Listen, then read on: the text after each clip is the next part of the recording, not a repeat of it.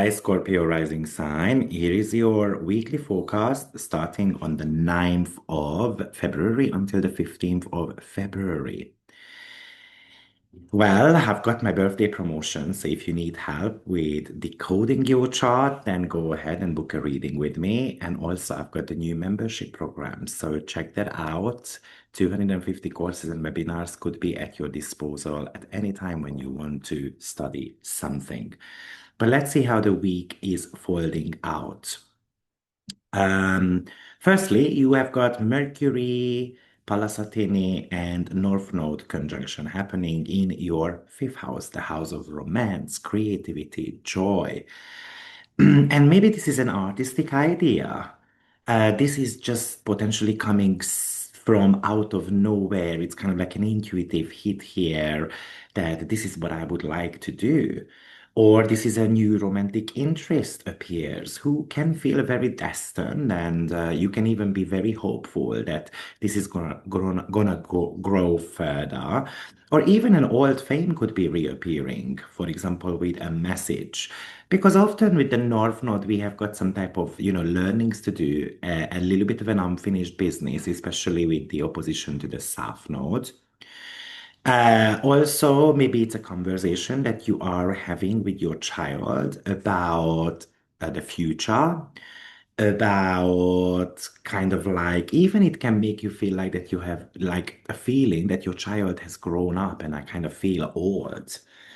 Also, you might see a way to take a gamble, uh, a risk that is very much backed up by your intuition also.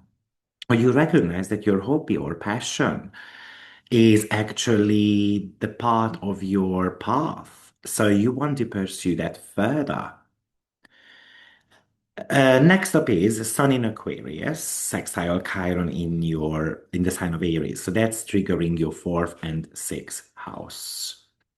And sextile is an aspect of opportunity. So this is a window here where you can use your unique perspective, which is Aquarius, to potentially soothe some of your deep-seated insecurities. Now, specifically, this is the fourth and the sixth house. So it's kind of like you creating a healing corner in your home that might be significantly improving your daily productivity or even your health. Or you discover a family health habit and you are ready to cure it. Something that might have been causing you long-standing physical issues. Or you might be organizing your home life, and that gives you a mental clarity, looking at what's broken, not just physically broken, but within us as well. And then we are ready to take action about it. Or you are ready to set firm boundaries with a family member. And maybe that's going to be creating that immediate improvement and you are less stressed, or you realize that your workaholic tendencies maybe were a cover up for a lack of inner insecurity or lack of inner security. So you are ready to work on that. Mars is also making a conjunction to Vesta in your fourth house. And this is mega important for the next 2.5 years because Saturn is going to be moving into your sixth house on the very same day. And Mars is the dispositor of Saturn. So bringing them together, Mars is the drive, Vesta is the devotion. And it's in the sign of Aquarius, ruled by Saturn, of course. So it's kind of like imagine this as having a mutual kind of like understanding of the two signs because they are a natural sextile towards each other. So you've got a sacred mission that kind of provides this fuel for that new authority element. So specifically the fourth and the sixth house that are triggered for you. So maybe you are going to be committing to this 2.5 year renovation or rebuilding your roots, your family home, to kind of like potentially sort out family issues as well. Or maybe you are going to be doing a lot of work from home, kind of like a business from your home office, or you are ready to heal the foundations, on a daily basis. Maybe these are childhood wounds that you are ready to kind of fix up, recognize, heal. Or maybe you have to be taking on a responsibility of caring for a family member, and that's going to be one of your number one priorities.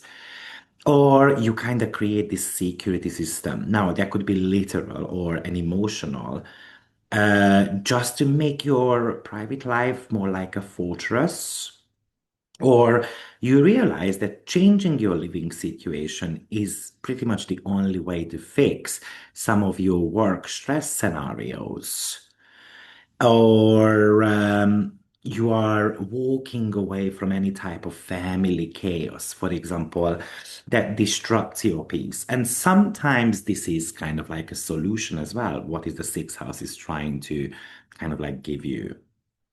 Next up is an opposition between Jupiter and Juno. And Jupiter and Juno archetype is a bit of a tension because Jupiter wants emotional expansion, while Juno in Capricorn wants this structural commitment. It's kind of like we made a deal. And an opposition is a peak. It is somehow highlighting your personal growth that might feel restricted by certain type of agreements. So this is a third and the ninth house trigger here. So maybe you want to be teaching something or you want to see the bigger picture, but somehow your local environment, your immediate peers, your siblings are demanding the facts and the data, and they are not allowing you to follow your intuition. Or maybe you even feel this calling to a long distance travel, a relocation, but maybe you have got commitments towards your siblings, a local project, and that is kind of like keeping you grounded in the mundane.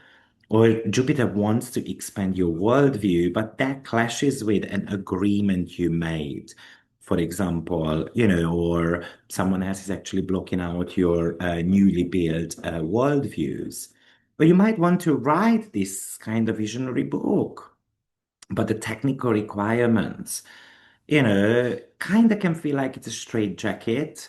They are putting you in a box in a way, or the commitment or the deadline, and those can become frustrating. Or you might realize that I want to study something, I want to improve my higher mind. But Juno says you're going to have to be taking care of the lower mind as well. So we're going to have to become disciplined. We cannot just see the bigger picture without collecting the right course of information. Then we've got Arachne entering the sign of Capricorn as well. And Arachne was the weaver who challenged the gods with her technical perfection. And in Capricorn, this energy is very much about mastering a system. It's about the ability to see the web of complexity and weaving yourself into a position of an authority energy. So when it comes to the third house here, it really feels like that I'm going to become this master communicator. You can become obsessed with the mechanics of a language, let's say studying linguistics or difficult coding language, or how I'm going to be communicating as a boss, for example. Or maybe you map out, the power players in your neighborhood. And, I want to be part of that group. I want to be part of that inner circle. Or maybe you ready to master, take your studies further. This often represents certain type of manual skills as well. Like I'm going to be driving a car, I'm going to do technical writing and so forth, but mastering your abilities. Maybe you even start journaling, for example, you are tracking your thoughts, trying to see, certain type of patterns. Or if you had certain type of a conflict with a sibling or a neighbor, maybe you are actually looking at how to solve that. Arachne also had, unfortunately, a beef, right, with Paula Sarteni. She really challenged Paula Sarteni, thinking that she was better than her. She got punished for it. Now, Amor enters Pisces, which is your fifth house. And the fifth house is creativity, romance, children, and Amor is the compassionate love. It's unconditional love. It's empathy. It's pretty much spiritual connections. So this is about, like a cinematic type of romantic moment. And it can feel like it's a fantasy. We can enter a relationship and then we can be swept off of our feet. We can be on cloud nine, basically. Or you create something beautiful, pretty much without effort. It's just the art is kind of like flushing through your body, basically. Or you find a lot of healing through a bit of a playful moment, creativity, spending time with your children, and then it kind of makes your heart sing. Or you rediscover a hobby or a passion that makes you spiritually alive. And last but not least, we've got Lilith entering the sign of Aries, which is your sixth house. And this is important because Lilith is paving the path in front of Saturn. So, Lilith is always going to demand autonomy. It refuses to compromise. It is all about the I am power in the sixth house. I mean, in the sign of Aries. Now, this is bringing in the topic of sixth house for you. So I refuse to follow a routine, a schedule, because it feels like it's a cage for me. Or I reject standard medical, practices and I want to, be a bit wild and experimental. And I'm going to be even listening to my own body. Or I'm going to decide to work on my own. I'm going to be my own boss. Or I can imagine that you are kind of getting bored with the work that you do. It's kind of like stagnation, and this leaf might be giving you the raw power to walk out of something. And maybe you are ready to talk up about toxicity at work, like the lack of efficiency of others, or certain type of rules that feels like that they are kind of boxing you in. So the vibe of the week is a little bit like a lot of focus on the domestic elements. There is this destiny that you might be able to bring into your home, making changes in your home environment and in your family lineage.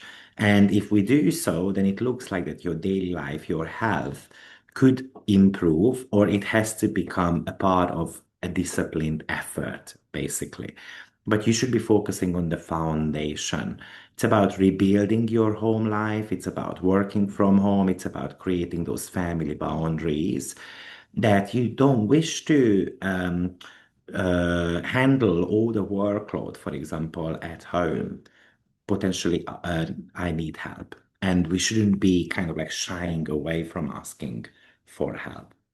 So, good luck, Scorpio rising, and I will see you next week. Take care. Bye bye.